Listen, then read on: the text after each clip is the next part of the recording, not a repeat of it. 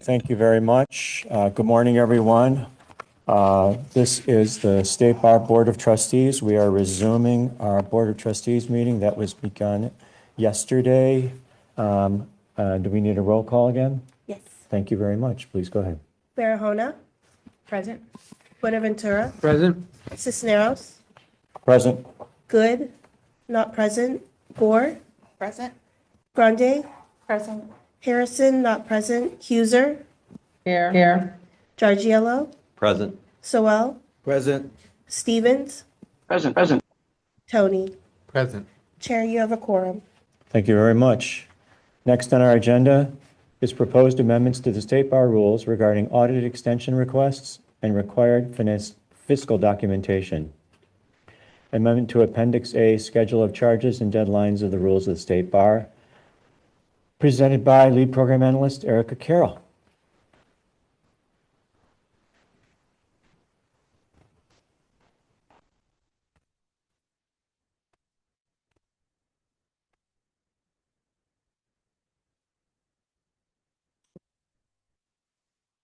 Hi, good morning. Sorry, it took me a moment to rejoin as a panelist.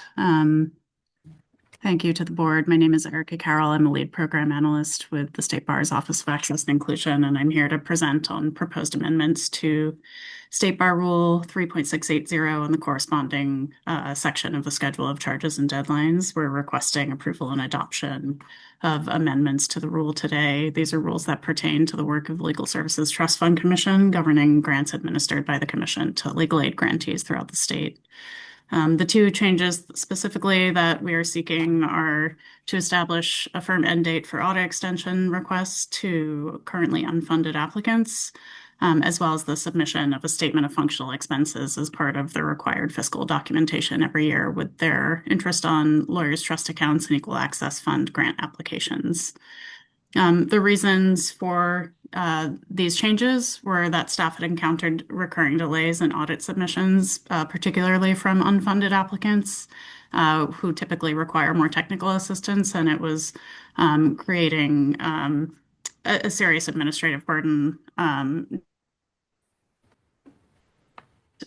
Were impacting our ability to timely complete application review. It's also intended to improve consistent review across over 100 plus applications every year by requiring the same fiscal documentation from all applicants. So the Legal Services Trust Fund Commission reviewed these proposed rules, and they had gone out for informal feedback from the legal aid community before also being released for a 45-day public comment period. That public comment period closed in January. We received 2 comments that were in support of the rules. One was from the Legal Aid Association of California, which many of its members are current legal aid grantees. Another was from a member of the public who agreed with the changes. One comment disagreed with the changes but didn't provide any rationale for disagreeing, and one agreed only if modified, but the content of the comment was related to matters that were not included in these rule changes. So the Legal Services Trust Fund Commission asked staff to bring these rules directly to the board in the event of no substantive comments during the public comment period. The reason they did that is because we are coming up on the next application cycle, and the Commission wanted to provide clear guidance to prospective applicants and current grantees before we get into reviewing applications or releasing them for preparation. And so the Commission asked us to take this directly to the board, and we are requesting that the board approve and adopt the changes to the rules today. Thank you. Thank you, Erica. Any comments or questions? Yes, Trustee Gore. One of the comments, and I'm not sure if I'm trying to read through the whole thing, was that this should only apply to U.S. citizens. Can you comment on if there's any distinction within the rule? No, there's not. And that's not a requirement under the statute. Thank you.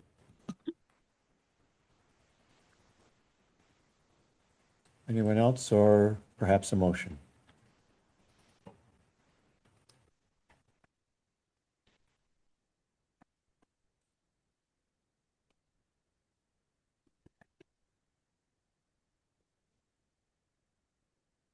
Yes, I'll move it, Chair Cisneros. Thank you. I have a motion and a second. I'll second. Motion by trustee Soel, second by trustee Barahona. Vote, please. Barahona, Aye. Bonaventura, Aye. Good, Aye. Gore, Aye. Grante, Aye. Harrison not present, Huser, Aye. Giorgiello, Aye. Swell, Aye. Stevens, Aye. Tony, Aye. Cisneros. Aye. With 11 ayes and 0 nays, the motion carries. Great. Thank you very much, Erica. Thank you. Next on the agenda is the discussion and approval of 2026 State Bar final budget pursuant to Business and Professions Code, Section 6140.1, presented by Araceli Montoya Chico. Welcome back. Thank you. Good morning.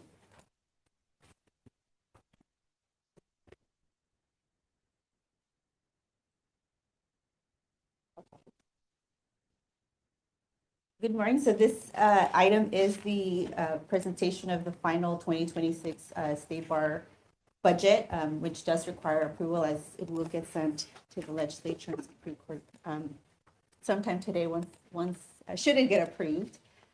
So first I want to talk, I'll go through bar-wide results overall. Hold on. Sorry, I was just looking at, it's covering some of the numbers, so hopefully it's fine. But so overall bar-wide, as you can see, revenue and expenses are lower from 2025. Revenue did decrease from last year's budget by 32 million, which is almost 8%. Most of our revenue bar-wide is derived from grants and our annual licensing fee. And in particularly for revenue, we are getting less revenue on the grant side, and that's really mainly driven by the IOLTA revenue itself. And the expenses bar-wide, expenses are also lower by almost 37 million, so that's almost a little bit over 7%. And the decrease is really, again, from lower grant-related expenses, also specifically to the Legal Services Trust Fund. Most of these funds are pass-through, so if you see an increase or decrease in revenue, you'll see the same on the expense side. I did want to call it just bar-wide. There's some higher personnel costs that we keep seeing increase year over year. In particular, obviously, their COLA or merit increases, which the COLA is negotiated merit increases. And then CalPERS rates and healthcare rates, as I'll get more into when I get into my future upcoming slides, they just also keep going up year over year. And these are costs that we really don't have control over. We have to pay CalPERS and our healthcare rates. You will see in the upcoming slide, in a couple of slides, that there were some savings from the RIF program. So I'll give a quick overview on the RIF results from the 2025 reduction in force program that we did. We also, to manage the general fund deficit, suspended the payment to our OPEB, which is our other post-employment benefit plan. So I'll get into a little bit of that. And once we get into the admissions fund budget, you'll see that specifically exam-related expenses are higher, and that's because we have to go back into an in-person bar exam for at least till sometime in July 2028, I believe. So with that, the deficit bar-wide for 2026 is 89 million. But again, it's really mostly cost from a bar-wide perspective because of the grant-related funds, which as you see here, it makes up a significant portion, 53% of total revenues and 63% of total expenses. At the Finance Committee meeting, I believe it was you, Harney, who may have wanted us to put together a slide that talked about the different fee components. So we have an $88 fee increase in 2025 that was made up of multiple components. Most of them do sunset, and most of them do have a report required to be submitted to the legislature. So this is a summary of all of the fee components, when they sunset, and whether a report is required to the legislature. And it's meant to get the board, remind the board of the upcoming reporting requirements that we have to do and the fees that are sunsetting, which really, once we get to the general fund budget, you'll see that it significantly impacts future years' operations and deficits. So I want to start really quick. The first one is, I've mentioned before, the $52 that we're losing come starting January 2028. This was meant to fund the staff salaries and benefits. It doesn't have a report required. However, that $52 was meant to fund us to achieve a 15% vacancy rate by April 2027. The reality is that without this $52, the general fund is going to be insolvent once we lose it. So you'll see that in the general fund budget, but it's something that we really need to start discussing no later than this year to figure out if we want to go back to the legislature and ask for at minimum the $52. The next one is the San Francisco lease cost. This does require a report to the legislature by July of 2028. And it's a report that we're gonna have to tell the legislature detail what are our options for lowering costs associated with leasing the San Francisco office. And then the next two are the client trust account protection program, CTAP, and the diversion programs. Both of these also sunset starting January 2029. And they both do require also a report. For CTAP, it's a report to the Assembly and Senate committees. And it's supposed to detail the number of findings, any corrective actions and referrals for possible discipline that the State Bar has made pertaining to client trust accounts. And this one is actually due later this year, as you can see here on November 30th. The final one, the diversion program, is a report also to the legislature that details the number of attorneys referred to the diversion program, the rate of reoffending attorneys, and the total reduction of caseload in OCTC resulting from the diversion program. So I know yesterday there was a lot of discussion on OCTC and you know their caseload. It's not looking good, and as I will talk in my next slide, OCTC is probably the main office that where most of the RIF folks left. So their headcount certainly is not probably where it needs to be. So this is my next slide. This is a really quick results of the 2025 voluntary reduction in force results. This initiative was actually meant to try to help us accelerate achieving that 15% vacancy rate that we are funded for. And this was in the bill, the 2025 fee bill, which is AB 3279. So our RIF had two components. One was basically the severance pay that employees who volunteered to depart the State Bar received, and depending on their years of service, they got up to 20 weeks, and that included healthcare insurance coverage. And then the second portion was 2 additional years of CalPERS service credit, and this is what CalPERS was offering, not just to the State Bar, but it was, I believe it was a program that they were also running for other state entities. So we call this the golden handshake, and you'll see some of that impact of this cost in the general fund in my upcoming slides. So when our 2025 budget was adopted, we assumed, or the budget assumed that 45 employees would participate, and 37 of those would be in the general fund, and that it would cost approximately $3.2 million for the general fund. Actual costs were 3.5 bar wide, and the general fund, instead of the 3.2, it ended up being only 2.9 million, but that's because we had to backfill 10 positions in the general fund due to operational needs. So we ended up only, instead of the 37, we only had 27 positions essentially leave the general fund. So yes, we do have some ongoing savings, but they're not as much as we had budgeted. So we had estimated we could save in personnel costs about just over 6 million, but that was brought down to 5.2 annually just after the need to backfill certain positions. So this slide, I think it was also at the January board meeting, we were asked if we could detail some of the general, specifically the general fund revenues, and I think it was also brought up yesterday. So hopefully this highlights this really does highlight all of the general fund specifically before I get into the general fund budget, all of the general fund revenues and how they're derived. So as you can see, the largest one is mandatory fees. And then we have another category you'll see in the budget called other fees. And these are all the different general fund, mostly general fund programs. Most of these we will undertake later this year.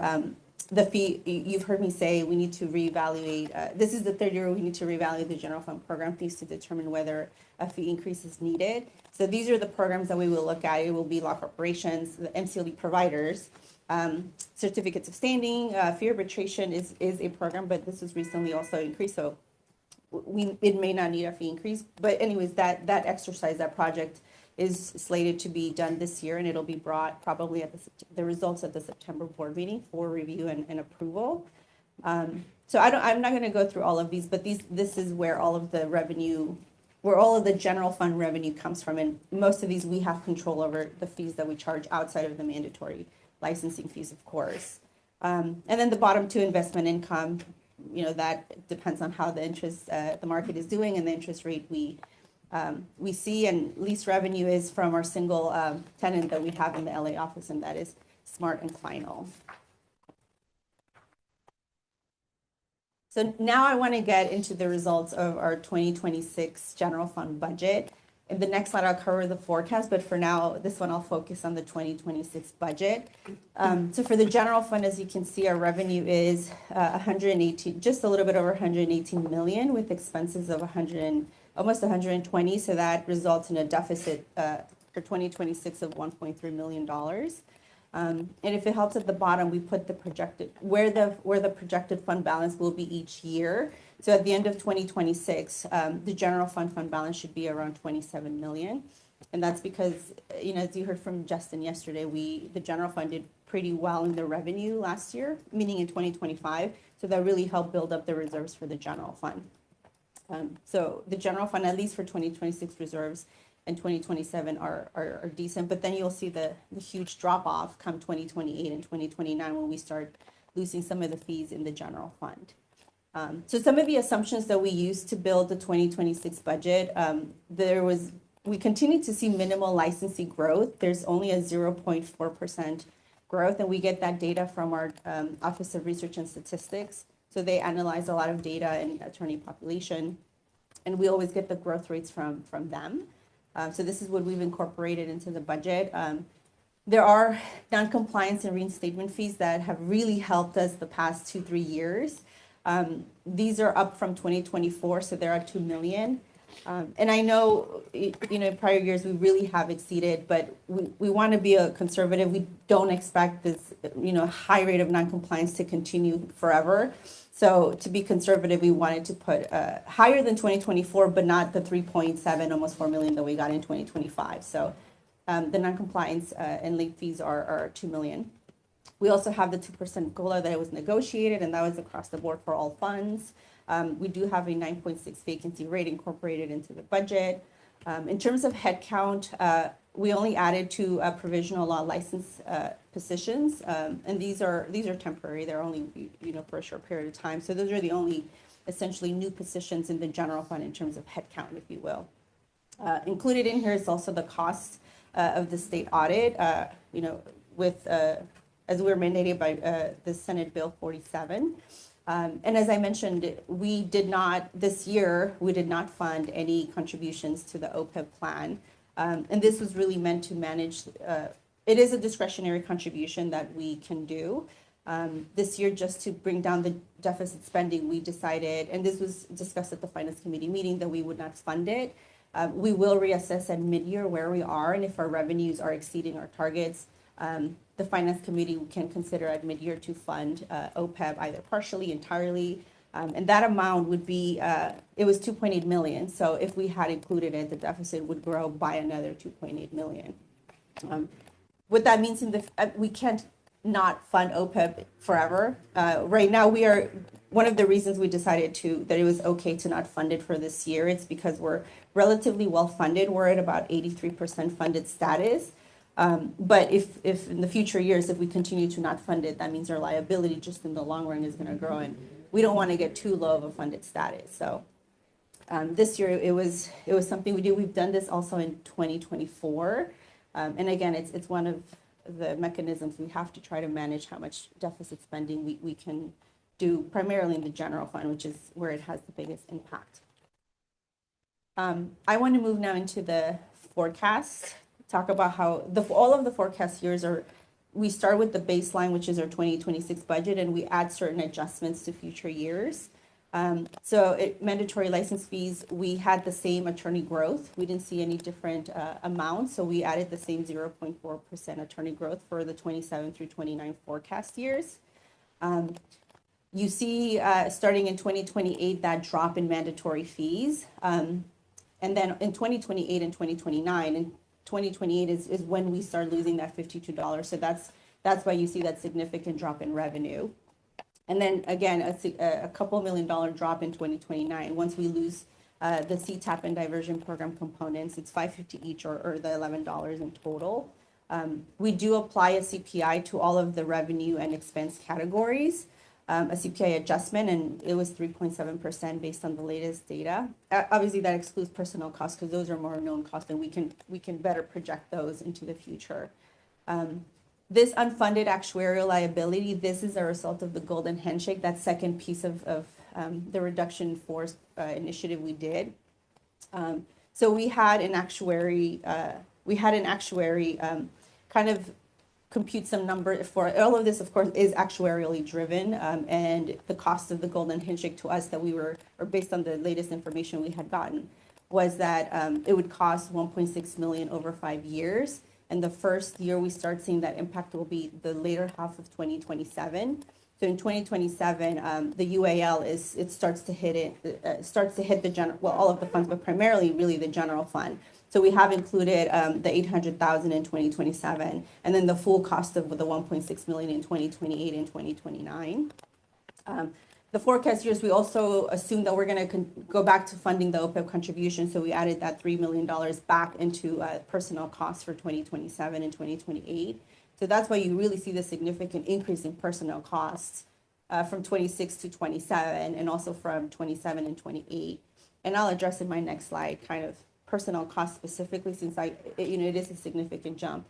But in terms of the fund balance, you see that we're okay obviously we're good for 26, even though we deficit spend more in 2027, we still have reserves. But if you look, once we start losing those fees, that in 2028, our fund balance in the general fund almost goes away. There's only just over $500,000, and in 2029, we become insolvent. The general fund becomes insolvent without those fees. So they're going to be very critical to sustain the general fund. And I just want to highlight some key takeaways from the budget and the forecast. The main thing being the loss of those fees, the $52 and the $11 for the CTAB and the diversion programs, really put the general fund in significant deficit spending. The $52, we lose approximately $10.4 million by losing that fee, and losing the $11 is an additional $2.2 million. So that's how we get into a very significant deficit position in the general fund. A key takeaway from the reduction in force, yes, our savings were lower than what we had projected because of the backfill needs, but there were some savings. However, we do continue to see rising costs of CalPERS and healthcare technology subscriptions keep going up year over year, and these are expenses that we really, like I've mentioned, do not have control over. The healthcare and CalPERS rates continue to increase much higher than the CPI. So that's really putting a strain on personnel costs. And as I mentioned, these are costs that we just do not have control over, and we must pay. Technology the same. The cost of technology just keeps going up year over year. And we need it, right? We need technology to function. So those are kind of costs that I continue to see increase significantly and above the CPI, that are causing a lot of additional expenses than we had projected. We did have savings in professional services. We're trying to manage how much we spend, particularly in the general fund. So we had a lot of one-time projects that ended in 2025. So you'll see the decrease in the services line item. And the next is personnel costs. This is where I said I know it's a significant increase from 26 to 27. The increase is $8.5 million in personnel costs. But again, there's a reason why, one of them being that OPEB, we put OPEB back in 2027, so that accounts for $3 million of the $8.5 million variance. Then we have the COLA and merit, the CalPERS, which, as I mentioned, it's $1.8 million of that variance, and the increase is almost 12%. So if our CPI is 3.7, these CalPER rates are well exceeding the CPI expense adjustment we're adding. And same with healthcare costs. They've increased 6.4%. So these, again, have continued to increase. And it's a similar reason from 2027 to 2028. The change in personnel cost increases by $3.4 million. And that's really, again, it's the merit, the CalPERS, and the healthcare rates that we continue to see increase. And these are the amounts that address that variance. So again, it will be very critical the closer we get to 2028 to do something about the $52 to a minimum, as I mentioned, keep that for the fiscal stability of the general fund. Something that I just wanted to mention that is not in the budget, we obviously own the LA building, and there's two large projects, the cooling tower and the air handlers. These are not right now reflected in the budget because there is uncertainty into the timing of when they may need to be replaced and the scope. However, based on, they're a little bit outdated, but based on preliminary contractor estimates, these two projects could cost, now this is from 2024, around $4.5 million. So sometime in the near future, we are going to have to replace the cooling tower and air handlers in LA, which will be a significant hit to the general fund. So just something to highlight that is right now not in the budget, but something that sooner or later we're going to have to deal with, and it will be a significant cost of those projects. So now I want to get into the admissions fund. As you can see here for 2026, the admissions fund has revenues of just shy of 32 million and expenses of 33.6 million. So they are again deficit spending in 2026 of 1.7 million. Again, the reserves are at the bottom. They're not very high, but they're sufficient to get through 2026. One of the main drivers that you'll see in the other fees, which is where the other fees and the exam fees, the revenue there is really offset by, as a result of the 2025 bar exam, we gave a lot of free retakes to certain qualifying students or examinees that took the bar exam. Of that, 1.7 million is remaining to be taken this year. So this 1.7 million is a reduction of revenue since it's a free retake to those who qualified, and that this will be the last year where people are allowed to take advantage of that free retake, and July will be the last opportunity. So you see revenue decrease really in 2026 for that reason. On the flip side, we actually saw a much higher paying applicants for the February bar exam. It was almost a last minute change we did in the admissions budget before presenting it to the finance committee. We had about a little bit over 4,500 paying applicants this February exam, which is 16% higher than last year. So if this trend continues, that's good for the admissions fund because the revenues are gonna exceed and be sufficient to cover any expenses that we have to incur from going in person. So you see exam-related expenses, again, it's 8.5 million, which is higher than prior year. Again, we have to do it in person, so the costs are there, but they more or less stabilize in the forecast years that I'll talk about. Admissions fund also has the same COLA, it's a 2%, and in terms of headcount, they only had the conversion of one limited term position to a permanent, so net headcount had no change, it's just the conversion of a limited position to a permanent position. And really quick in terms of the forecast, again, you see it's very similar to the general fund. We apply the same CPI percentage to everything outside of personnel costs. In the services line item, specifically in 2027 and 2028, we've added an additional 2 million for estimated bar exam development costs, since we do have to prepare or develop, a new bar exam come July. So we've accounted for 2 million, our best estimate to date of what that could cost. So that really gets them into deficit spending in 27.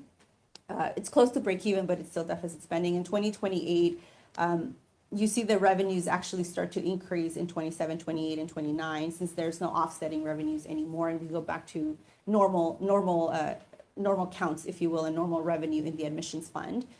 So that really helps them get into a better position. And if you look at the bottom line, the projected fund balance, yes, it goes down in 27, and then it slightly goes up in 28, and we're projecting that they will be at a surplus position come 2029. So that obviously increases the reserves. But I do want to be very cautious in the key takeaways. Yes, we do have a $1.7 million essentially revenue loss in 26, despite the fee increases, again, because of the free retakes and the fee waivers. But that is a one-time. 2020, we'll be done with that in 2026. So 2027 and beyond, we'll go back to normal. Again, the next major point I want to emphasize is this development of the new bar exam. We put $2 million in there based on a conservative estimate. You know, we saw what happened with the February bar exam where something could go wrong and it completely flipped the the admissions fund projection. So hopefully it won't exceed 2 million, but should the development of a new exam exceed more than 2 million, well, the reserves you see at the very bottom could very easily be gone or depleted significantly if the new bar exam that we have to develop were to cost more than 2 million. But as time goes on, we might have a better idea, and we will be able to readjust what that potential cost will be. This table summarizes all of the funds that we have, our 10 funds, and their reserve balances. And just as a reminder, the board policy, the board reserve policy for all of the funds is a 17% minimum, which equates to about 2.5% of expenses, and a maximum of 30%. The ones that you see listed here as NA, these are all the grant-related funds and the client security fund. These funds are exempt from the reserve policy or the reserve targets. That's why you see it's just listed as NA. The first one, the general fund, as you can see, our reserves are finally within the reserve policy. We're expected to end 2026 with just over 27 million. So that's about almost a 23%. Sure. But again, I don't want to lose sight of the fact that the reserve is healthy in 2026, but it completely gets wiped out almost in 2028 and certainly in 2029.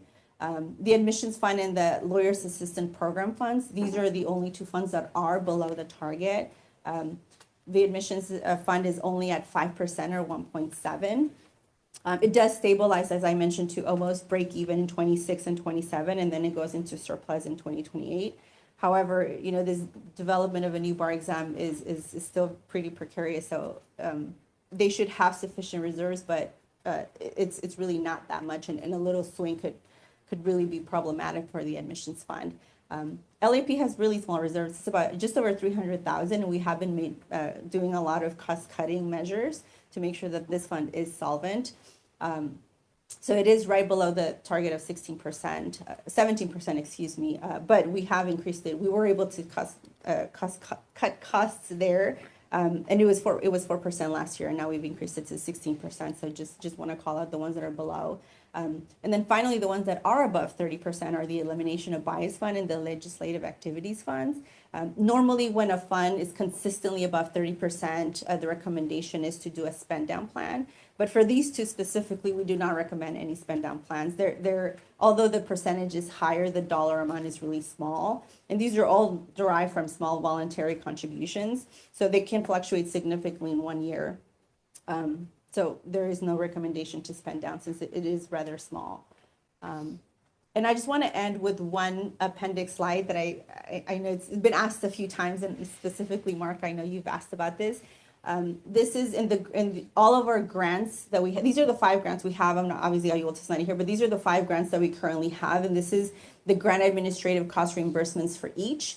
So we administer these grants, and basically the Office of Access and Inclusion is fully funded by the grants that they administer. So every year has, again, these are the amounts for 2026 in the budget for administrative cost reimbursements. And most of these, as you can see, is a stated amount in the contract. So a grant contract will say, so for equal access, we actually get it every year, and their fiscal year aligns with the state, where it's a July to June fiscal year, and it'll say, for us, obviously it crosses our fiscal year since we're calendar year, but the state is from July to June. So they'll always say you get, for example, 870,000 for the entire 2025-2026 fiscal year. And that's how we budget our administrative cost reimbursements. Some of these are based on a percentage. So CalHFA2, for example, it says it's a 4-year grant, and it's up to 8% of the total grant, or 1.9 is the maximum. So we budgeted at 886,000 for this particular grant. And it really depends on how much grant disbursements OAI is planning. That dictates really how much grant reimbursement we get. And these are obviously estimates.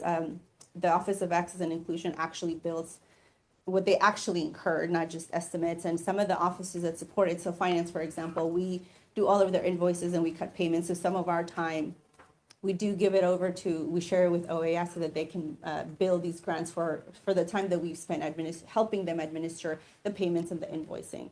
So I just wanted to present this as a summary of the different grant reimbursements we have. Some of these sometimes are not sufficient to cover OAI costs, but that's where the IOLTA comes in. Any shortfall there could be, IOLTA covers that. And that's my presentation for the budget. If I'm sure there's questions, so I'll be happy. Thank you very much. Yes, let's open it to questions.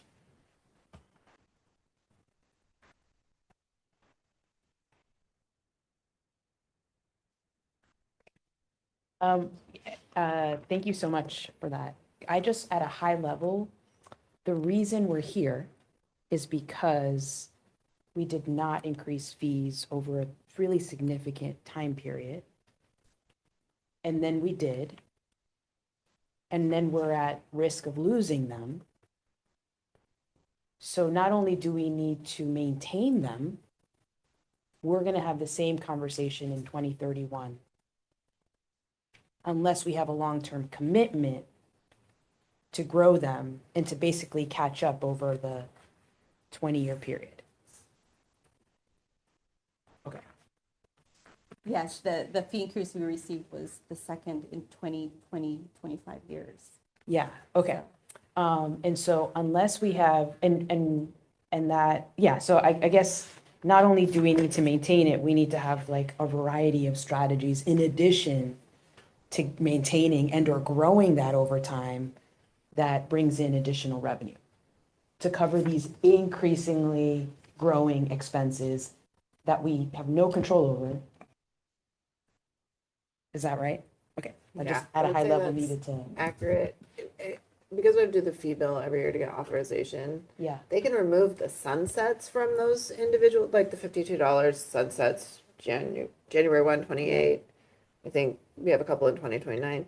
They could just remove the sunsets. Yeah. But we still have to have authorization in the fee bill, which is always putting it at risk of them, of the legislature saying, no, we don't think you need this fee or you need to justify it. So we do need to be careful that way. Yeah. So it's a continued kind of collaboration partnership with them. Yeah. And then to the extent that we have other means within our authorization, whether it be collections or whatever, we should look in those as well as looking into efficiencies and cost savings that we can here just in our operations. Yeah.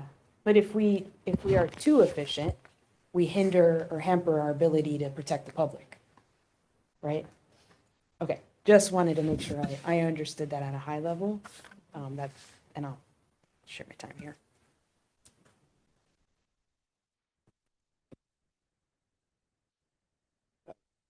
Well, first of all, Araceli, thanks to you and the team. This was a very comprehensive budget presentation. So just want to appreciate all the work that went into this. You and I have had a lot of conversations about this, and so I don't have a whole lot of detailed conversations about the presentation itself, but there were a couple of things did stand out to me. One was, and these are in no particular order, but one was you indicated that we needed to do some infrastructure work in LA. Potentially could cost us $4 million, but we're postponing that. We have reserves right now. Why not do that now? Because it's only going to get more expensive. I wish General Services was here. It is something that we have been aware of. It just hasn't been earmarked in the budget. It's almost like we want to save the reserves until we know, hey, maybe we can keep this $52 and then do one of the two projects at a time. And I know it takes these are significant projects, so I know it is going to take General Services a significant amount of time to get updated contractor estimates. Like I said, the one I have is from 2024, so they really need to go out. And if we're going to be serious about funding it, then they need to start doing a lot more work. These were just the high-level estimates that we received. They've done a good job at trying to extend. I guess what we're trying to do is extend the life of these two infrastructure projects as much as possible. But we do get into the position of if they fail, we're not going to have a choice and we're going to have to spend the money.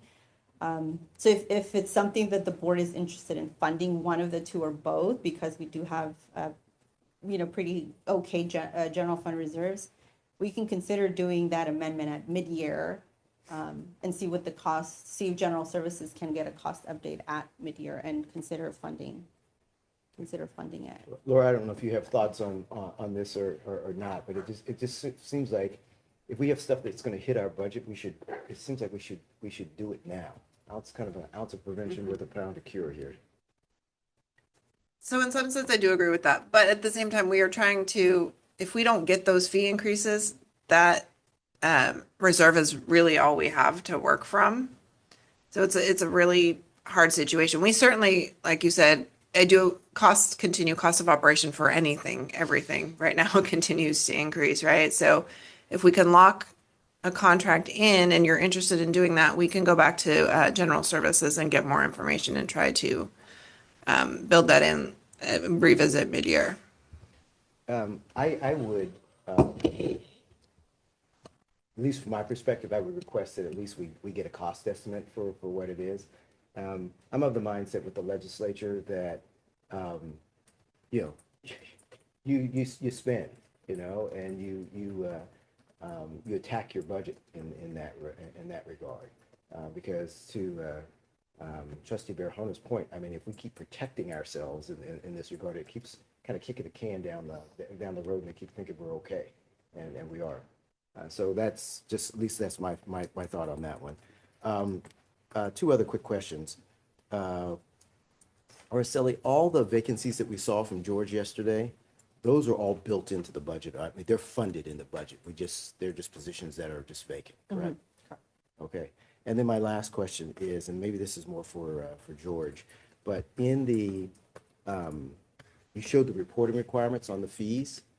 There is a reporting requirement about related to the fees that we get from the diversion program, but I guess I'm trying to remember, what are our requirements relative to reporting requirements relative to OCTC that would show just the sort of precarious position that we're in relative to the backlog, increasing caseload, those sorts of things like that. And this may be a question for George, but when does that hit the legislature in terms of them seeing that? And if it doesn't hit the legislature, we need to figure out how we orchestrate that. Right now, we don't have any report due to the legislature that would include that. So for example, the last time we did a report on OCTC staffing was the report that was done in April 1st of 2024, which was a follow-up to the SB 211 case processing standards. We proposed those standards in November of 2022. Then the legislature asked us to do an update on progress towards those standards, along with a proposal for staffing that would be necessary to meet those standards. That was the report we submitted April 1st, 2024. Right now, I don't believe, have any other similar report that the legislature has asked for, which of course doesn't prevent us from doing something, but we don't have any statutorily mandated report of that type due. The only report I think that we've got coming up for OCTC is the report on the diversion program. And that does include a section relating to how the diversion program has increased or otherwise affected efficiency, which might provide an opportunity to address some of these things. My suggestion would be that we probably build it out a little bit more. That was Mr. Tony's suggestion as well. So Okay. we will, as we draft that report, we will look for opportunities to do that. All right. I think that's what I have. Thank you. And just to be clear, trustee, does the recommendation to get the quote or the estimate for that work in LA need to be in the resolution, or it's just a commitment from the staff? No, we can do that. And so yesterday was approved another contract for some work on the switchgear and elevators in LA. They'll be working on that. And that needs to be done before some of this other infrastructure work. So we'll give us an opportunity to go through that. We can get the updated timeline and updated cost estimate. Okay. Without it, I don't think it needs to be in the resolution. Just one last thing, Araceli, I think we, at the Finance Committee, have made a commitment that we're going to look at the fee structure before the end of the year, and we'll be able to report out before the end of the year to the board in terms of where, or what we think the fee request should look like. A few, not the general fund program fees, but a fee request. Well, I guess what I'm getting at is that fee structure that we see, the $52, and we at the Finance Committee are going to take a look at that, correct? Yes. Before the end of the year, and We- make some, go ahead. We in my office are gonna start looking at it later this year. The last meeting is November, which is, maybe we can bring it to the Finance Committee in November. I don't know if we'll have time, unless you direct us to do so, then we'll make some time to bring it to the Finance Committee first before it goes to the board. But it will require a lot of offices, not just finance. We can, obviously do the numbers, but it was a huge undertaking last time we did. Okay, maybe we can just have analysis. I'm not going to suggest that at this particular juncture, but I just feel like we need to be at the ready. Yes, Okay. yes, no, I do agree. Thank you very much. Any other trustees? Vice Chair Tony. Thank you. Thank you very much for this presentation, Araceli. I particularly appreciate the level of detail. There's more detail, and it's presented very clearly. I like that. So you had a slide which I appreciate, where you talk about the where you talk about the administrative fees for administering grants. And the only thing I didn't see on there is, how do we handle the administrative costs of managing IOLTA funds? So IOLTA funds come directly to the state bar. It's not, we don't have a grant agreement. All of the five that I presented, there is a grant agreement. We get a certain amount of money from primarily the Judicial Council. IOLTA all comes directly to us. That is probably what funds most of OAI. As you saw the amounts for the administrative cost reimbursements, the 5 grants that we currently do administer, those are not, they're not too high of an amount. Most of the costs to reimburse essentially OAI is really IOLTA. So I didn't list it here because it's not a grant. It's not a grant we receive from the Judicial Council, for example. But the monies we get, and on a monthly basis, the various banks, and I think there was a little bit of discussion yesterday. We have some of our leadership banks that on a monthly basis must remit the money to us.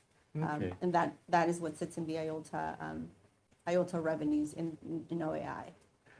My understanding is that the State Bar is the custodian of the IOLTA funds, and that we're almost like a pass-through, okay?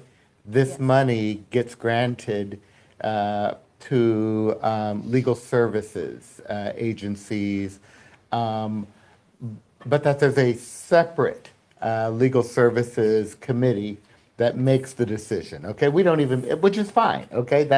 I'm just stating my understanding of how this all works. So, and it's fine if you bring this back at another board meeting, but what I've always been curious about is, what is the administrative fee? What is the formula? What is the fee that the State Bar receives for being the custodian, for making sure the banks are, I mean, I'm sure there's a list of actual staff work that happens. And I'd like to have an idea of what it is. I'll tell you what I'm afraid of. I'm afraid the answer is zero. That's what I'm afraid of. I'm afraid that this has happened for so many decades that that nobody asked the question. Now, if the answer is zero, that's okay. I will then suggest we can talk about it being above zero, okay? But I'm just letting you know that I would love to just understand it. If you have, Yeah. We can bring back more detailed information, but typically, Office of Access and Inclusion likes to keep that essentially administrative fee in the same way that we're discussing the other pass-through true grants that you saw on this presentation at below 5%. There is no actual admin fee cap or anything like that, but they do like to keep it under 5%, which equates to about under 2.5 million. okay. I just would like to see the figure. Sure. That's it. Good, thank you. That would make me very happy to know that the answer is not zero. So thank you. And, you know, we can get it later. So let me go to my next question. I would like to understand more about OPEB. And one, what it is, and I understand we skipped 2025 payment. What I'm wondering is, or the contribution, I'm wondering, like, the amount that you put in 26 and 27, is it simply a resumption and the 2025 will never be contributed? Or is the amount in the 26 and 27 inclusive of a makeup from what we didn't pay for 25? I'm just curious. Sure. So OPEB, other post-employment benefit, that's all derived based on actuarial assumptions. So on an annual basis, we hire Milliman to do an actuarial report for us, and they produce the actuarially determined contribution, which is what we use to fund OPEB. We didn't do it in 2024, and we're not doing it again in 2026. The 3 million that we put back in there is the number that I know as of today, but you know, later on this year, we're going to have another actuarial valuation, and that number always gets updated. It's been hovering close to 3 million the past couple of years. So just as of the best estimates, and we did look historically at the last 5 years, it's on average 3 million. So that's where the 3 million came from for 27, 28, and 29. And I guess I mentioned it gets updated every year, and it's all based on an actuarial evaluation that we do on an annual basis. And it is a discretionary contribution. It's really just meant any organization that has OPEB, you can choose to do it, and the more you do it, the more contributions you have, and the better funded your plan is. So your liability, if you're more funded, your liability is essentially smaller. Okay, so how does this, I just want to make sure, this is money that is paid to CalPERS? Okay. Is it the same or is it different than what I think of as a retirement contribution that the, you know, agencies who participate are required to make on an annual basis? Is it the same? Is it different? I just don't understand. I really don't. Sure. Coming from my experience as a previous CalPERS employee, so OPEB is other post-employment benefits. So it is not your percentage that goes to your 2% at 55 retirement. It's pre-funding, so to speak, of retiree health care benefits. So it's almost like we're putting it in an account for future use. So at this point, as Araceli said, we're 83% funded, which is actually actuarially good for our OPEB accounts. But of course, the more years we suspend it, that obviously changes a little bit. So we are not in a bad position right now if we if we choose not to pay it this year or even reassess mid-year. And if we have funding, we can put it in there. But to be 83% funded in that type of account is actually pretty good. Thank you, just for explaining that. That helps me. So my next question, these are less questions. These are more things that I want to suggest. To me, the messaging and framing is really important. And I kind of, like Trustee Barahona, am unwilling to accept that we have to live with the $88, with begging for the $88 to be extended. I think we need to go in and ask for what we need, and we need to do it every year. I don't care what the outcome is, but that is our obligation to ask for what we need. I also think we should challenge this 15% staff reduction. I have never seen a rationale. I have never seen an analysis from the state auditor saying that the state bar is overstaffed. It has too many employees. It's wasteful. I've not seen that anywhere. And I think we push back on that. I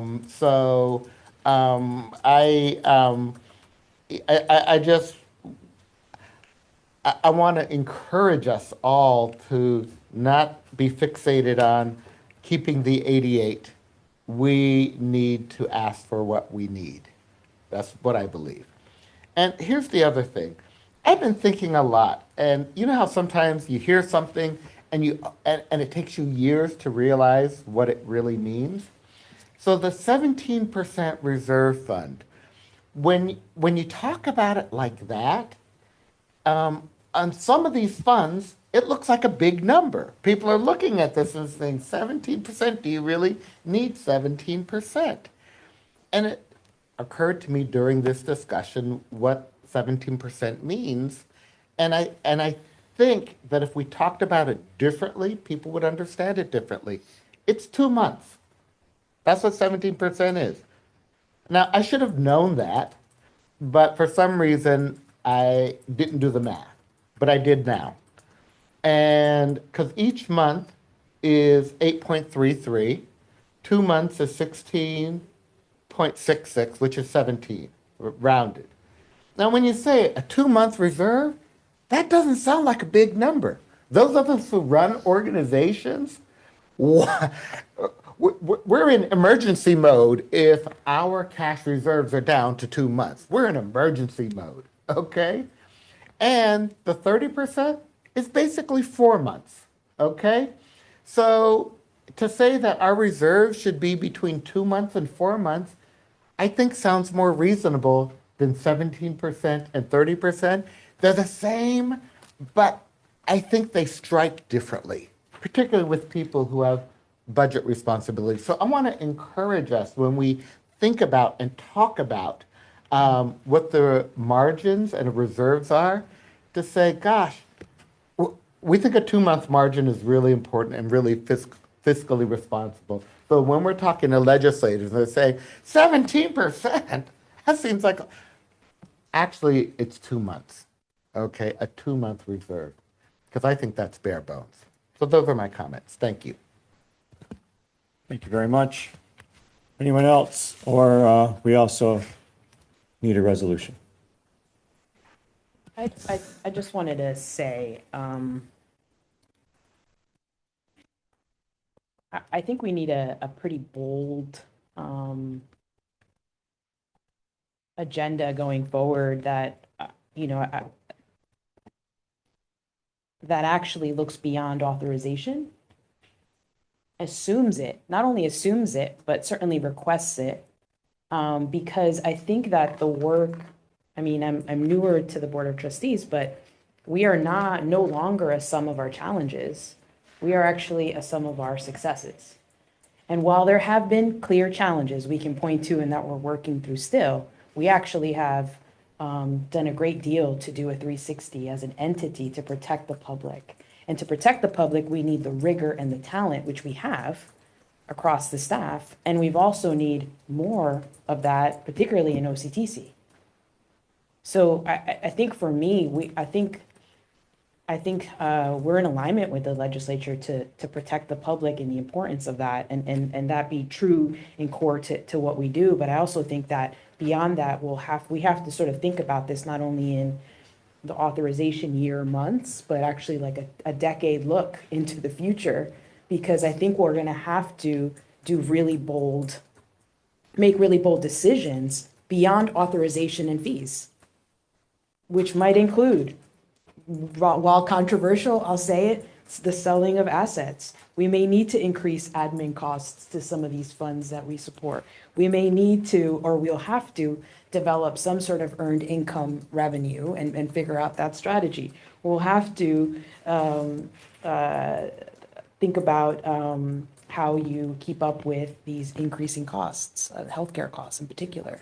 So I think that for us, this budget presents as we are going towards insolvency, but actually the investments are not matching with the work that we are doing. You know what I'm saying? And I do think we need to frame that in that way, particularly to the legislature, because we can point to and enumerate all of the folks that we've actually been able to help as a result of the talented staff that we have. And I think we have to do that. I think we have to do that in a much stronger way, in a much clearer way, and an articulate way, which I know is really hard, because one challenge or one issue really takes over the entire narrative of the actual progress we've made as an entity. So I think I'll go back to that, but we'll have to think beyond these 4 years and think about this in a more long-term approach. Thank you very much. Yes. Ernie. I'm prepared to make a motion, but I do want to just ask one question, and that is, we've been having these conversations to a certain degree, or at least on the borders of these conversations to a certain degree at our finance committee meetings. I know, Araceli, you and I have had some of these conversations as well. I think we've been, at least I have been, a little apprehensive about trying to put all this on the, a discussion item on the finance committee just yet, just because of, all the work I know that you have to do in terms of preparing the budget as well as closing out last year. To the best of your sort of estimation, Araceli, when can we seriously have this conversation at a finance committee meeting? Is that a month from now, 2 months from now? When are just? I want to be respectful of the workload that I know that your team has, but you're hearing. I mean, we know we need to have this conversation. Yeah, I mean, really, the sooner the better. I think the next scheduled meeting is May, and by May, all over, at least the external audit is going on, the state audit is going on, the budget will be done, the billing season will be done. So I think in May we would be an okay time to start that conversation. The audit will be presented in May, the external audit will be presented in May, but I think after that is where we have work, but at least all of the pressing projects that happen in Q1 will be completed. Okay. Well, let's just plan on having that as an item in May, if that's acceptable to my fellow finance committee members. And with that, I'm prepared to move the budget. Thank you very much. We have a motion. Do we have a second? Second. Thank you very much. Motion by Trustee Soel, second by Trustee Giargello. Vote, please. Barahona? Aye. Buenaventura? Aye. Good. Gore? Aye. Grande? Aye. Harrison, not present. Huser? Aye. Giargiello? Aye. Swell? Aye. Stevens? Aye. Tony? Aye. Cisneros? Aye. With 11 ayes and 0 nays, the motion carries. Thank you very much. Thank you, Araceli. Although I think we are keeping you around for the next item. Yes. Next on the agenda is the discussion of the Fresh Start Settlement Program results, collections update, and approval of settlement authority. Go ahead. Thank you. There is slides for this. And Suzanne is here joining me. She helped write these settlement piece from a legal perspective. So should there be any questions, she'll be here to help me answer those. So this item is an update to the full board on the Fresh Start Settlement Program that concluded in 2025, as well as our annual collections update that we bring to the board. And finally, there is an action item on approval of settlement authority that I'll discuss in the upcoming slides.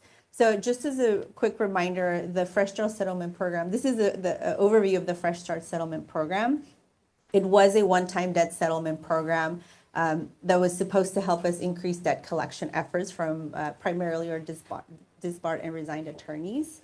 It allowed a smaller population of the current, but mostly former licensees settle certain outstanding debt that they've had in the books and that we've had in the books for a long time.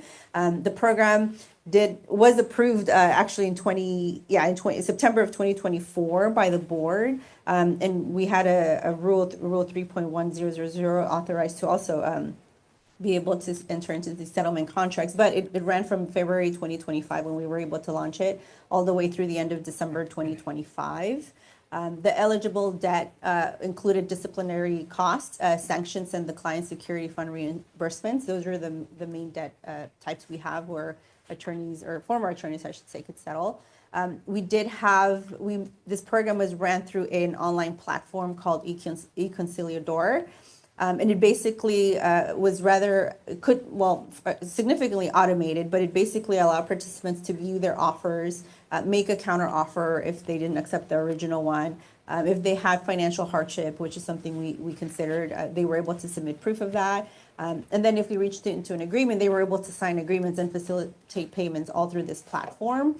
The board did approve the cost of this program up to $750,000. However, in total, we only spent just right around $350,000, and those costs were primarily the online platform. That was the largest cost, but we also had some behavioral design consultants and call center services with the volume that we did receive. So that accounted for the cost of the program.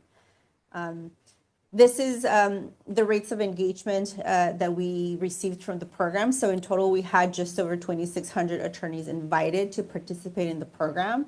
And the size of their outstanding debt of 2,600 attorneys is around $208 million. And this is the composition here of whether they were disbarred and resigned, which, as I mentioned, most of them were disbarred and resigned at 86%. And then 12% were suspended and only 2% were active or voluntarily inactive. As you can see, we really did have a low response rate, unfortunately. Out of the 2,600 attorneys, 74% just did not engage at all in the program, meaning they never logged in. 7% logged in, but they never attempted any other settlement opportunity. And in total, only 15% out of the entire 2,600 actually settled. Part of the reason is a lot of these attorneys have been out of the profession for years, sometimes decades. So, we did use LexisNexis is what we used to try to find mailing information. We sent letters and emails, but that really was the biggest hindrance of outreaches. We used whatever communication methods we could get a hold of, but they may not have been up to date if that particular individual never did update that. So that was probably a significant reason why we just couldn't get a lot of attorney engaged or debtor engagement, I should say. So this is the actual results of the program itself. In total, we received $2.8 million from the Fresh Start settlement program. That was about 370 settlements, and this is the composition of whether they were active, suspended, et cetera. And here's also the principal and interest, and then the total settlement itself. About 45,000, which is a very small portion of the 2.8 million, which is 10 settlements, only received partial payments. Anybody that made a partial payment and did not complete we allowed installment plans of some of these payments as well versus lump sum or installment plan, depending on what they chose. But if they did not pay in full by December 31st, their settlement was void and they went back into collection activity. So these 10 settlements that were only partially paid, we've resumed sending those to the Franchise Tax Board. Obviously, it's minus any payments that they made during the program, but anything that was void went back into collections, into a normal collections activity. So just on average, only in terms of collections, 48% of the principal was settled. And if we include interest, which for some of these has been significant, it was 27% on average settled when including principal and interest.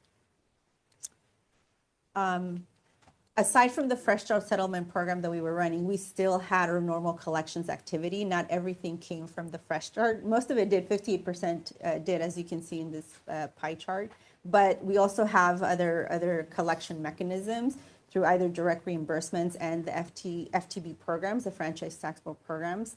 So we have the Franchise Tax Board court order debt and the tax intercept programs. Those are the two main programs we use normally to collect debt from debtors. And then direct reimbursements is when a debtor reaches out and is directly reimbursing us. So we're not going through the Franchise Tax Board. They sometimes can directly reimburse us. So here is a breakout of the three main components of overall collections for 2025. We also do some money judgments that OGC enters, and they're able to create liens against a debtor. So if a property is sold, we can get some of those funds, or we do get some of those funds should that happen. There we go. So overall, this is just a comparison of the prior years and 2025. The program, yes, it fell below our target, but sorry about that. But overall, it was successful in that we were able to increase our revenues compared to prior years, as you see here.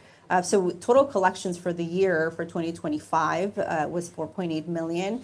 Most of that, obviously, you see here came from the Fresh Start Settlement. Sorry, the General Fund and Client Security Fund, which are the two funds where any collections come in. It either goes into the General Fund or the Client Security Fund. I forgot to mention that the fee bill also allowed us to collect 50%, to move 50% of anything we collected to the General Fund, which is normally not the case. Most of the collections really that we get go into the Client Security Fund, so that's where most of the debt comes from. But the fee bill did allow us to move 50% of collections to the General Fund. So you see, that's why you see this General Fund collections be significantly higher in 2025 than in prior years.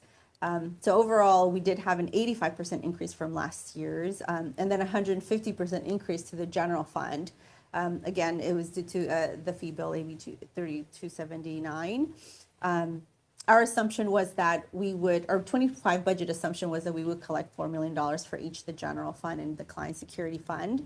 Actuals, as you can see in my slide here, were short. I mean, the General Fund, I think, was pretty close. It's 3.6 million out of the 4, which was pretty successful. And this definitely helped, again, with overall General Fund revenues in 2025. CSF collections were pretty low. It was only 1.2 million out of the 4. But the good thing is the Client Security Fund does have pretty healthy reserves as it is. So this is really meant to help the General Fund more than anything. And this is where we would like approval of a settlement authority. So a significant portion, probably most of our debt population, consists of those disbarred and resigned attorneys. They are unlikely to engage. So we consider, do we do another Fresh Start Settlement Program year? But as I mentioned, we don't expect to generate much more meaningful revenue than we've already received. Particularly, it's the outreach that's pretty problematic, and we would have to renew. I think the rule we would have to renew it, and pay again for the e-conciliador platform and incur other costs. However, in the normal course of business outside the Fresh Start Settlement Program, we do get debtor initiator requests periodically, and we've historically treated them on a case-by-case basis. Each one that comes forward has very unique circumstances, so we've just kind of taken it on a case-by-case basis, and we've settled. And when we settle, we say it's for collection purposes only. It's not meant to reinstate them back into the practice of law. It's purely to say we're not going to send your debt to the FTB anymore. So that's what we've settled and what we've done outside of the Fresh Start Settlement Program. So we just want to formalize this policy more. And ask the board to give authority to the executive director to approve these individual settlements. And the executive director will do so in consultation with me, with, of course, the board chair and general counsel as necessary. And if this goes through, we will then, we are also asking to make an amendment to the board policy manual to make sure that this is memorialized. Right now, the board policy manual does not currently, it has claims against the state bar that the executive director can decide, but it's silent on anything that's owed to us. So we want to make sure we update this in the board policy manual. And then also that on an annual basis, we would, the executive director or a designee will report these approved settlements to the finance committee and the board. They are part of the collections activity, but we can specifically call them out as settlement for collections only. And that's the authorization that we're asking approval for. And that's what I have for this presentation, if there's any questions. Any questions? Yes, trustee Good. Thanks, Araceli. A couple of questions. First of all, I agree with the resolution. It's very efficient and makes complete sense. I had two questions about the Fresh Start program, which. Trustee Good, can you speak up? Oh, okay. Is this on? You hear? No. Is it green? Is the green light lit up? Oh, okay. Sorry. First of all, I completely agree with the resolution. It makes sense from an efficiency perspective. I had a couple of questions about the Fresh Start program, which I know, didn't fulfill our forecast. It was tough to forecast what was going to happen. One is, have we considered trying to identify current contact information for the 75% of folks who didn't respond? How much would that cost? Is it worth it? Since we attribute the lesser amount of fees received to not having current, contact information for people. And then two, I know it costs $350,000 to administer the program. So, we definitely made money, right, on it. But how much of FTE time was involved in administering the program, just so that we can know, because obviously our most precious resources are our staff. So I'm curious about, how much time that was. Thanks. Sure. In terms of staff, we had one dedicated individual, and she's the one that really manages our collections primarily. So she was almost really single-handedly running the Fresh Start Settlement Program, just because she has the unique knowledge of all of the debt that went into the Fresh Start Settlement Program. So it was a lot of work from her. Yes, the platform functioned well, but we had to import all of the data into the eConciliador platform. And she was really the one primarily running it. We did have to hire a firm to help us with the call center. This is running for a period of time at the same time as billing season, so we needed to have dedicated resources for the Fresh Start Settlement Program, since we did get some calls from attorneys, to help them log in, to have questions, etc. So it was pretty detailed on her part to be running the program. We right now don't have as much staff in finance that knows about the debt platform itself. So she really was a one-woman show. Obviously, Justin and I supported her, but it was primarily her. If we ran this again, we would probably need, again, call center staff, and probably have to pull somebody from our staff if need be, or really honestly hire a temp to be able to help run the program. In terms of the communication mechanisms for the 74 who didn't engage, I think LexisNexis is the main, what do I call it, a software? Yeah, platform. Platform to help us find information. I believe that's what the Franchise Tax Board also uses. Justin, correct me if I'm wrong. What? Help me out here. Yeah. Trustee Good, we reached out to some of the credit reporting agencies, because they have trace things, and we did a sample program, took some designees to see, compared what this sample would from what we get from LexisNexis, because it was expensive to purchase. We found no difference. They had actually less than LexisNexis did. So we did pursue alternative outreach, and it just didn't really result in anything. Thank you. Yes, trustee Gore. So I was looking at what's the equivalent of our balance sheet, and do we carry this bad debt on and does it show up under deferred inflows? Or? It shows under accounts receivable, since it's money that's owed to us. But because most of it, on average, we collect only 1%, we reserve 99% of it. So in the balance, if you were to look at our balance sheet, it would be under accounts receivable. You won't see the 200 million again, because you'll have an offsetting credit to it as the allowance to. We're saying, yes, we have, let's say 200 million, but we're not going to collect 99% of it. So when you see it on the balance sheet, it really is a smaller amount. but it is on the balance sheet. So the under total accounts receivable. amount that if we, it was a perfect world, we would be able to collect 200 million, or the amount that, I don't know, you're saying is prorated down? What's the amount that is reasonable that we are not collecting? Oh my God, 99% of it, we are not collecting. Yes, a dollar amount. I'm trying to get a sense of the dollar impact, because we spent this money to get the 2 million, and in pursuit of how much?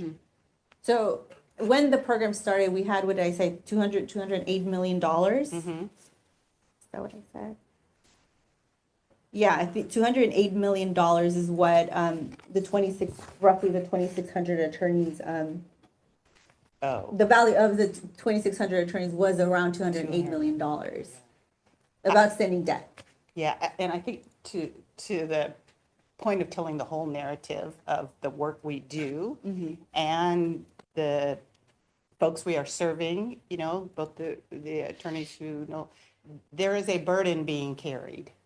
And so I think we're not telling the whole, that on the debt side, like we are really carrying a big debt here. And at some point, a prudent business person would just write some of that off. Yes. Right? And you would say, okay, and so you're not in this revisiting how to collect. So I wonder if there is a way that we also incorporate a way to look at the financials that encompasses both a revenue generation and a prospective long-term, as well as the burdens that probably are invisible to a lot of people that we're carrying. So we have done a historical look back. And when I say we don't collect 99% of it, that's any given year we've collected only 1%. A lot of this debt is 10, 15, 20 years old. And we had considered at one point coming to the board and asking to write off most of it. Or debt older than 10 years is what we had discussed at some point. From an accounting standpoint, yes, if at some point you're not going to collect it, you should write it off so it's not sitting on your balance sheet. The good thing at least is that we have that offsetting allowance against it, so it doesn't impact our balance sheet too much. The Fresh Start Settlement Program, instead of coming to the board and asking to write certain old debt off, was to do the Fresh Start Settlement Program to try to see what we could collect. But it is something that we will continue to analyze and ask the board at some point if, how much efforts do we want to do if some of this debt is 15, 20 years old and we know we're not going to be able to collect it. It's probably best to write it off and get it off of our books from an accounting perspective. Okay, yes.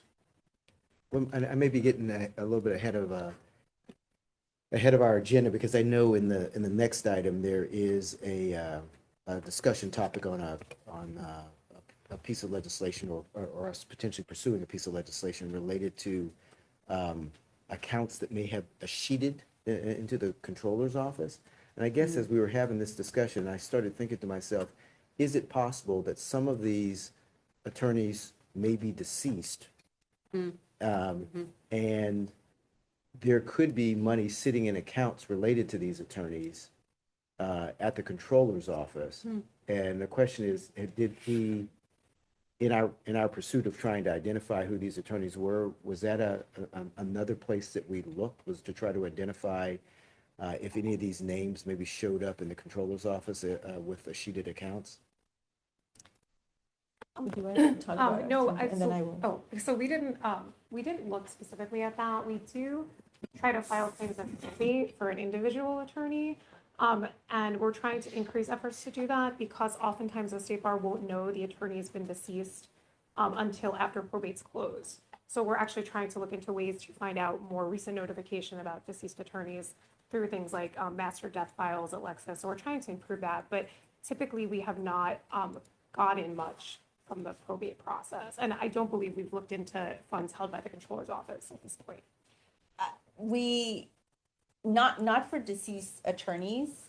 We did do a project last year where we just looked up in the state controller's office, the state bar, and we were able to recoup some funds from that. It was very minimal. I think it was less than $100,000 in total. But it was the state bar was listed as the owner of the account. If an attorney, that I think would be probably what you're referring to more, Suzanne, but we did look into, is there any money that, excuse me, that the controller has that the state bar is listed as an owner, and we did submit claims for that, but it was something, so of course we claimed it, but it wasn't a significant source of revenue.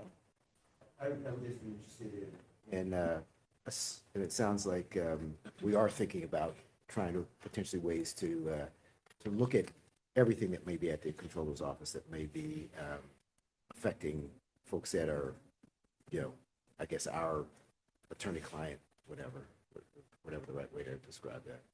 Yeah, I think we are looking at that. I think the difficulty is figuring out how to access those funds in a way, like, let's say if the probate process is closed, like how would we get that? So I think, that is something that we are looking into to figure out, more ways to collect from deceased attorneys. Yeah, and like I said, I may be getting ahead of myself, but I think that is partially what this ledge proposal may be trying to get at. So I think the ledge proposal is getting money that is owed to specific clients that's in a deceased attorney's account. So this would be a little different. So this would be money that is actually owned by that deceased attorney that we would be collecting in their name. So it's a little bit different, if that makes sense.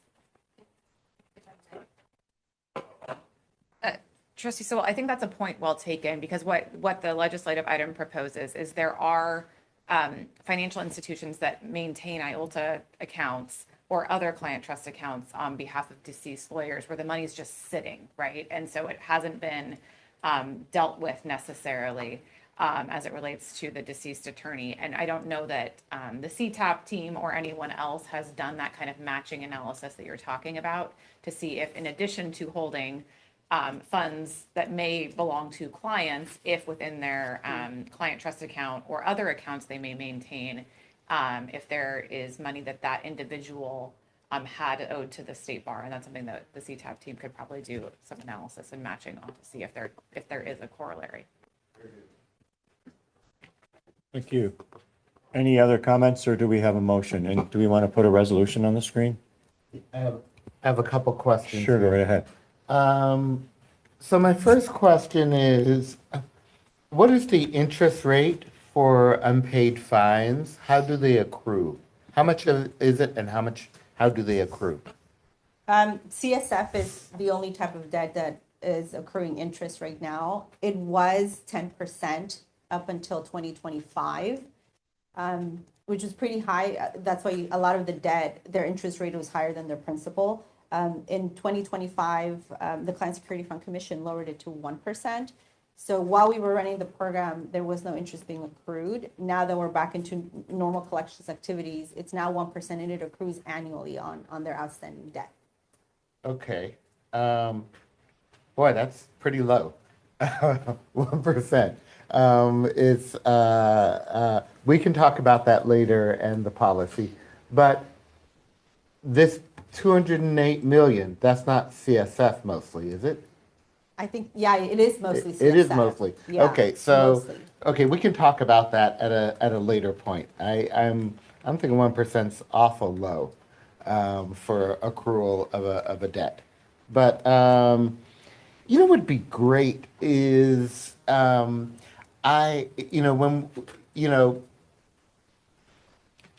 we have what we have, and we have what we have going in the future. There's the past and the future on this. And I really think, Araceli, since you've come on board, you've really started to modernize a lot of our processes, and a lot of this debt is way before you got here. Okay, the vast majority of it. I want to acknowledge that. And I think for the most part, if attorneys are deceased and we haven't filed anything on probate, that's probably a good idea. That's a good time to write off the debt.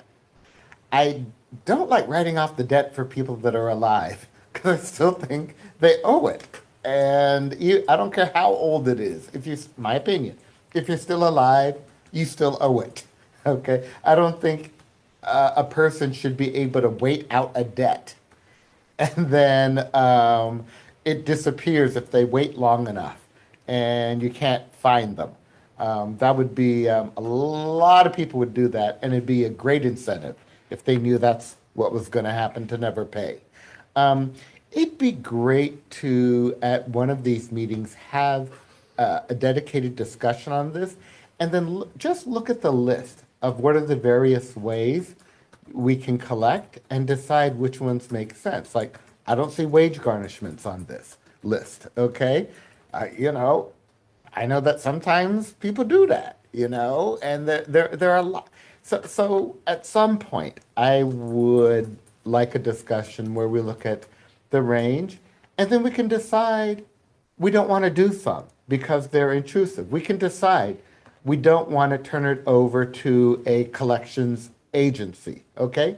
But I want that decision to be a deliberate decision and not because we didn't discuss it. I do think there are things we probably may not want to do that we do not feel comfortable with. I would just like it to be a conscious decision rather than we never talked about it. Thank you. So really quick, I forgot to mention it, but so our franchise tax for court order debt, that works when we send the data, the files on roughly twice a month to the FTB. That specific program is meant to, the way we collect it is by garnishing wages and levying bank accounts. So the court order debt specifically, that's how we collect money. The tax intercept program intercepts tax refunds, lottery winnings, and unclaimed property. We haven't gone too much from that, and it was suspended for a long time during COVID. So most of the monies that we've collected through FTB have come from the court order debt, which is garnishing wages and levying back accounts. Thank you for clarifying that. I appreciate it. Any other comments, or is it time to put up a resolution? I just want to be ready.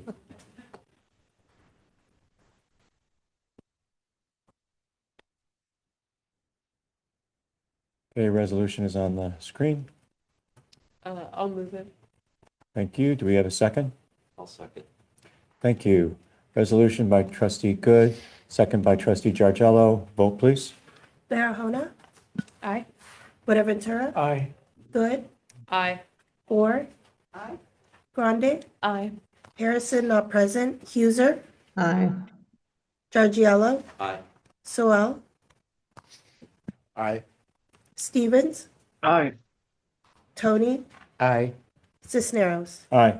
With 11 ayes and 0 nays, the motion carries. Thank you very much, folks. Good conversation. Thank you. Next on the agenda is the discussion and adoption of the 2026 legislative priorities. We'll be joined by Donna Hershkowitz. Hello, Donna. Good morning. So I'm here today to present item 6.14, adoption of legislative priorities. As many of you know, each year the board considers which legislative priorities to advance, consistent with the State Bar's legislative program, our legislative program's guiding principles.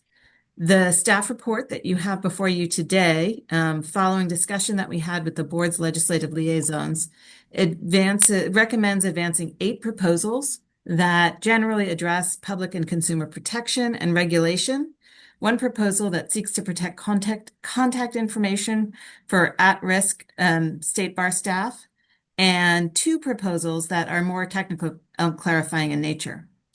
The way we do this each year, we present generally the concepts to the board, not the precise language.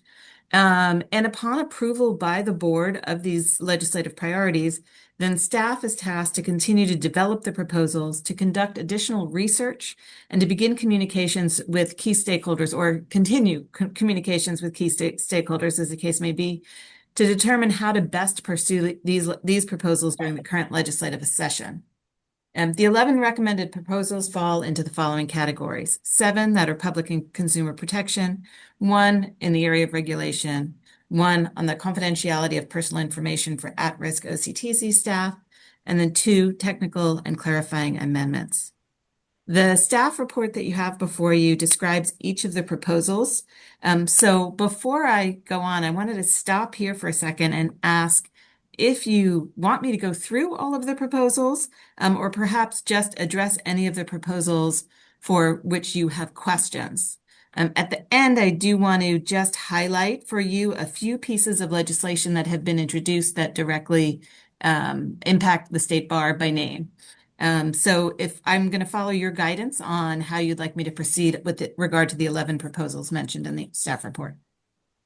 Thank you, Donna. Do folks have a particular, I've read them, so we don't need to go through them. anyone else who would like to take a deeper dive? Just Vice Chair Tony. I just have some suggestions here. On the, I really like the proposal about clarifying and strengthening the reporting requirements by the financial institutions. Mm-hmm. So they can't play this game about, if they don't have a bar number, they don't got to give us the information. That's ridiculous. And I would think that the proposal needs an enforcement mechanism. Because if there's no enforcement mechanism, there's no reason for them to pay any attention. So, for instance, if you said the penalty is 10% of the account value per month following 30 days of the request, that's what you call incentive. And I don't have a lot of sympathies for financial institutions not complying with, information that they're supposed to be giving us. I'm not saying that's what you end up with, but that's the concept. There's got to be a penalty if they don't do so. If there's no penalty, I've just learned this over time working with legislation, people find it very easy to ignore. So that's one comment. The thing about the attorney dying without the additional signatory on a trust account, I'm like flabbergasted that the money is frozen in perpetuity. I just have never heard anything like that, but I guess that's the law right now.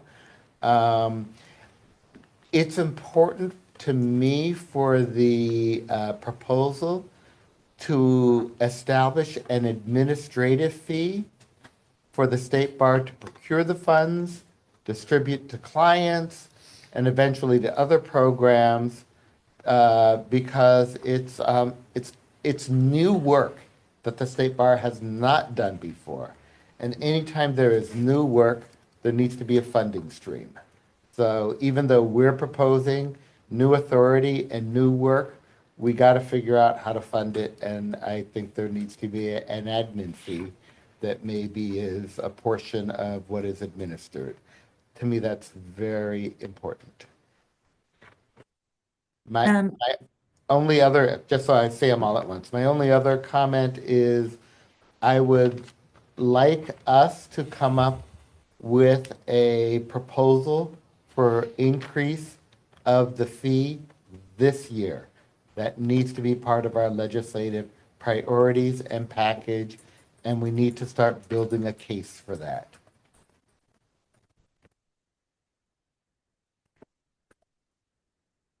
Thank you. Let me just address a couple of those in order. With regard to the enforcement mechanism for the financial institutions not following the reporting requirements, I do think that that might be politically challenging at this moment to ask for that. What I think, though, that making crystal clear in this language that they have to report the account whether or not they have the bar number of the licensee. This will give us the ability to capture some data that will make it more compelling should we find that there is a non-compliance going on.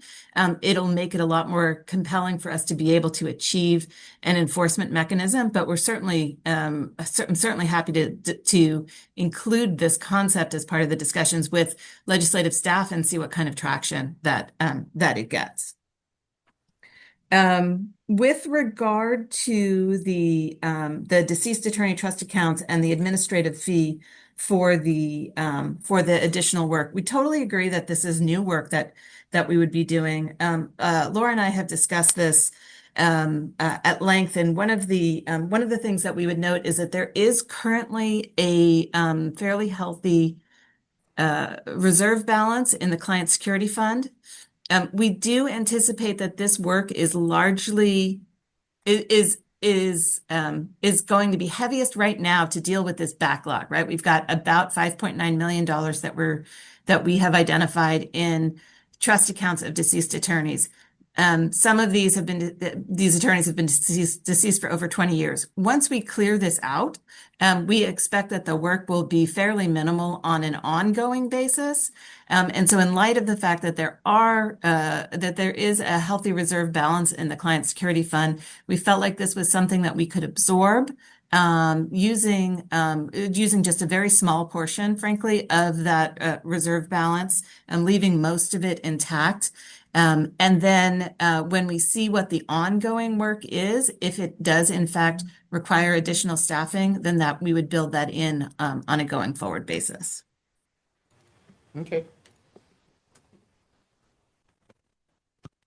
Yes, Trustee Sowell. Donna, I know we went through this list at the LEDS Liaisons meeting, so I don't really have, I think, a lot to add to the discussion that we had there, but I did one sort of observation, just based on the last conversation that we had with the preceding item, is the Fresh Start program split money between, I think, the Client Security Fund and the General Fund.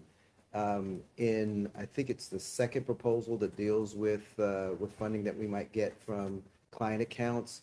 It looks like most of that money would go to the Legal Services Trust Fund and maybe after the Client Security Fund. Is it too late to contemplate maybe splitting that the way we did with the Fresh Start program? Have some of it go to potentially the Legal Services Trust Fund and then some of it come to our general fund?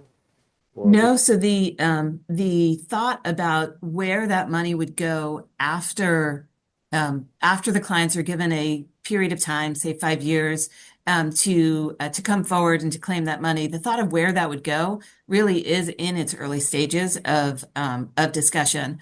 We thought that there were options to give those funds to the Legal Services Trust Fund Commission for distribution with the IALTA grants, to maybe potentially give part of it to the Public Interest Attorney Loan Repayment Program, which is administered by the California Student Aid Commission, because if those bank accounts were escheated, which technically they're supposed to be, and they haven't been. If they were, then a portion of that money would have gone to the Student Aid Commission for that program. But certainly having that's a totally appropriate discussion to say that we are doing this work and that some portion of it should go to the general fund, and maybe talking about that 50-50 split between legal services and general fund. I think that's an entirely appropriate conversation. I would offer that. Very interested to hear, because it sounds like I know that the bill introduction deadline was just a week ago, and interested to hear what you've already dug up in terms of bills that have been introduced that affect us. I'm just going to presume that you haven't waded through everything just yet, because it's only been a week. But there should be probably a fair amount I'm presuming that's in the immigration space, particularly as it relates to probably sort of bad actors in the immigrant legal sort of defense arena, as well as other issues there. And so would be very interested in seeing what comes out of that. And Donna, at some point then, once you've waded through everything, we'll have another LEDS liaison meeting to see if there are additional things that we need to add, correct? Yes, so I have largely waded through everything, certainly at enough of a level to determine anything that specifically mentions the State Bar or amends the State Bar Act. But I have done a cursory look at everything that is out there. And so I don't have a list in front of me of all of the ones that deal with immigration legal defense, because they don't technically direct with the state bar action. They may relate to Department of Social Services or other things, but I have flagged those as well. And I will go to that list of ones that I have identified But first, I do want to mention one correction for what's included in the staff report. The seventh proposal that is listed under the public consumer protection and public protection deals with I'm sorry, not the seventh proposal. The sixth proposal dealing dealing. I'm sorry, I've got an echo here.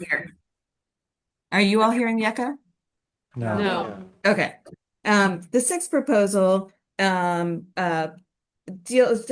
a two-part proposal. The first one is clarifying that discipline that may be imposed for a misdemeanor conviction. It's not only misdemeanor convictions that involve moral turpitude, but also misdemeanor convictions that involve other conduct warranting discipline.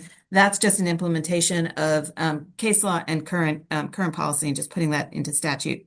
The second piece of that description in the statute talks about ensuring that if there is a post-probation reduction in the classification of a conviction from a felony or misdemeanor, that doesn't alter the felony status of the conviction for discipline purposes.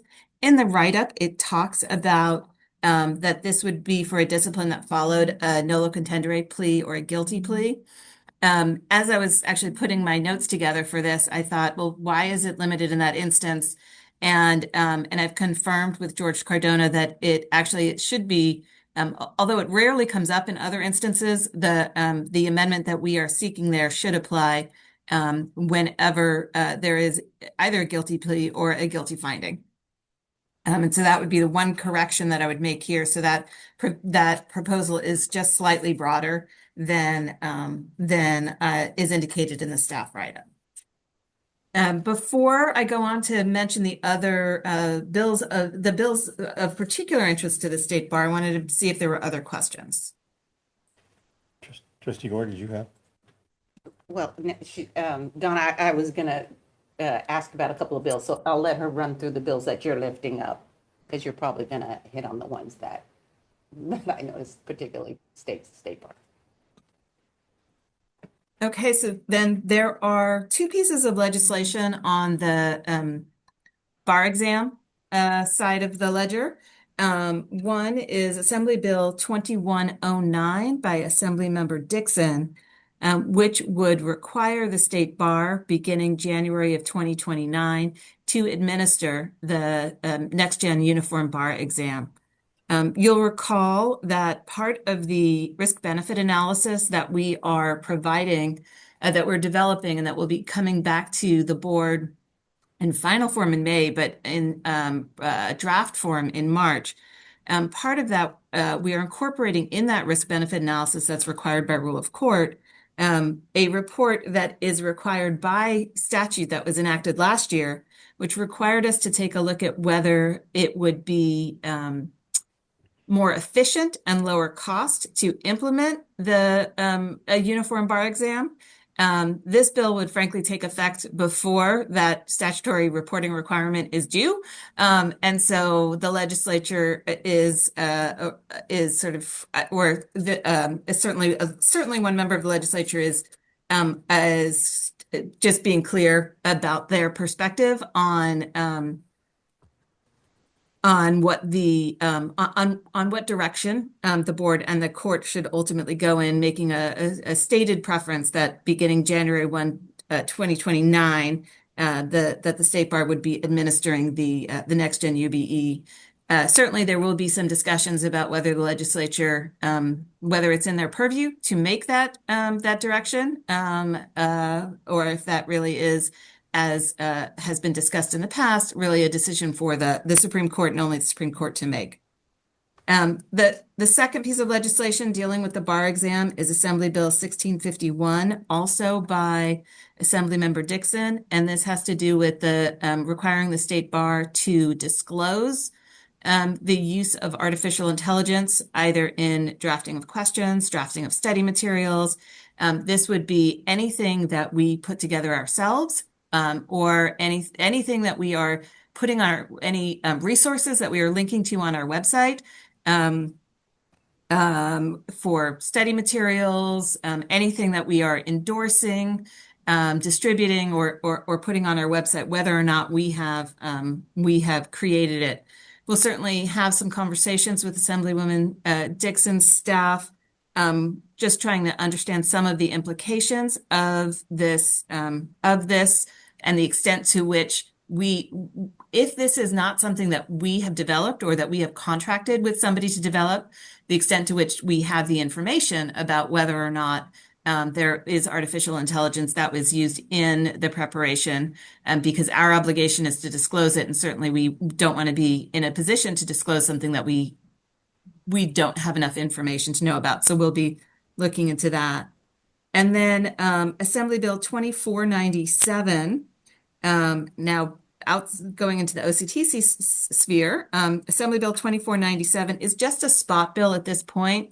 It is currently amending the section that deals with the reporting requirement for the diversion report that you all discussed just about an hour ago during the budget discussion.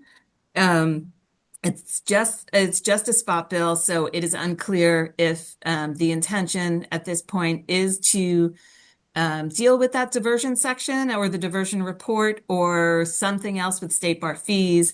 It is in the State Bar Act. And so as soon as the bar exam is completely over, I will be contacting the Assemblyperson's office to get some understanding of the intention behind that bill. I would also note, because Trustee Soel had mentioned that this past week was the bill introduction deadline. This year, the State Bar Fee Bill will be authored by the Assembly Judiciary Committee. As you all know, the bill authorship alternates year to year. One year, it is the chair of the Senate Judiciary Committee. The next year, it is the Assembly Judiciary Committee. As a bill authored by a committee, the bill introduction deadline doesn't apply. And so, that the State Bar, the bill authorizing the State Bar to charge fees has not yet been introduced, and that is typical as they are working through getting all the bills introduced by the bill introduction deadline. The committee bill with the State Bar annual licensing fee is very, very, very typically gets introduced shortly after the bill introduction deadline. It also mostly gets introduced as a spot bill, usually just says the fee for 2020, in this case would be the fee for 2027 is blank. That's the way they tend to be introduced. And so I just wanted to let you know that that's why that bill was not introduced at this point. Trustee Gore, I'm not sure if I've touched on any of the ones that you were thinking of. Yeah, you did, especially the bar exam starting in 2029 and the AI. I think there are a couple of things that have to do with AI. But in the space of the immigration, though, I think, setting up some of the relief funds may intersect with the landscape that we have authority over. So, yeah, you hit the 4 I was looking at. Great. Any other questions?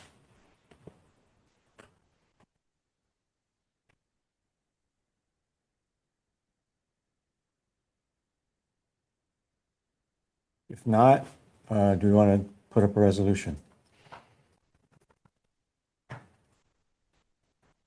I'm sorry?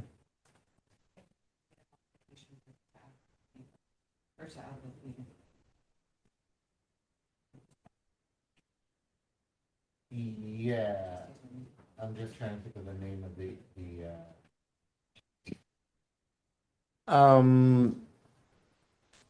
I mean, we don't have a number now, right? I mean, so we would have to have a process. So, can we just add, and we will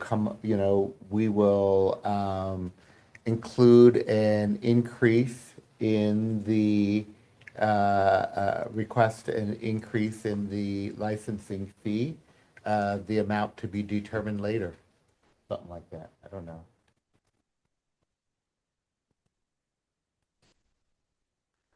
Would it be pursue an increase to the licensing fee? Yeah, I think something like that. I think we can just say pursue. consistent with the other. Pursue, yeah, fine. Yeah. Sounds good. Sharon, I just sent you language.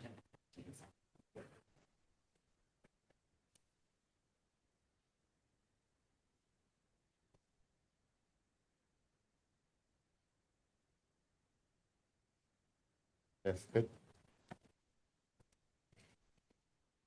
Any other comments? Or do we have a motion? I'll move the resolution as amended. Okay, great. Motion by trustee Sowell, second by trustee Gore. Vote, please. Farahona? Is not present. Bonaventura? Aye. Good. Aye. Gore? Aye. Grande? Aye. Harrison, not present. Huser? Aye. Giorgiello? Aye. Sowell? Aye. Stevens? Aye. Tony? Aye. Cisneros? Aye. With 10 ayes and 0 nays, the motion carries. Thank you very much. Thank you, Donna, for joining Thank you. Gonna get back to the bar exam. us. Yes, trustee Sowell. Just on that, is it appropriate to have a little bit of a readout on how things are going, or how things fit this week with the bar exam, the legislation bar exam? Is your mic on? Because the folks there. Lost Donna though. Yeah, it would be okay, because Laura did have an update on I the did. questions earlier on the agenda, but Donna. We can ask her to join. We can try and get Donna back on see if we could give us an update for a few minutes. Is Why it don't we do appropriate that? to do that? It's a, If she's available. I'm thinking of Yeah.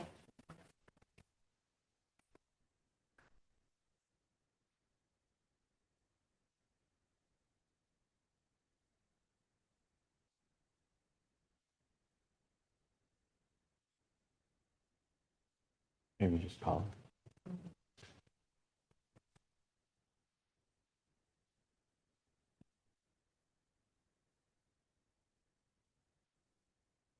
That was our last item, right? That was our last item. I don't want to hold folks, but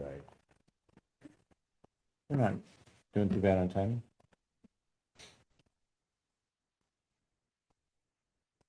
Carol's also on if you need. Is she already? Yeah. Is that okay? Can you get back on? Donna's coming too. Would we like the both of them? Yeah, why not?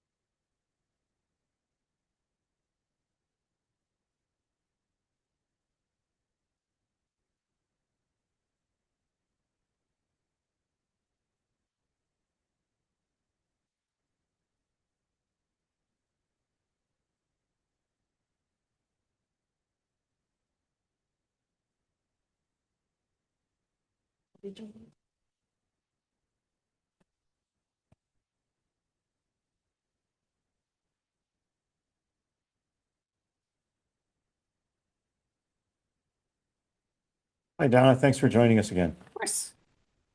Some trustees were just curious if we could get status or update on how the bar exam's going. I don't have numbers yet. We, as you saw from our Araceli, we were expecting about 4,500 people. We typically have about a 10% no-show rate. So the numbers by the end of next week, we should be able to report the exact number of attendees. I've 4,429 applicants were there on Tuesday, on the first day of the exam. Thank you, Tara Clark, for that update.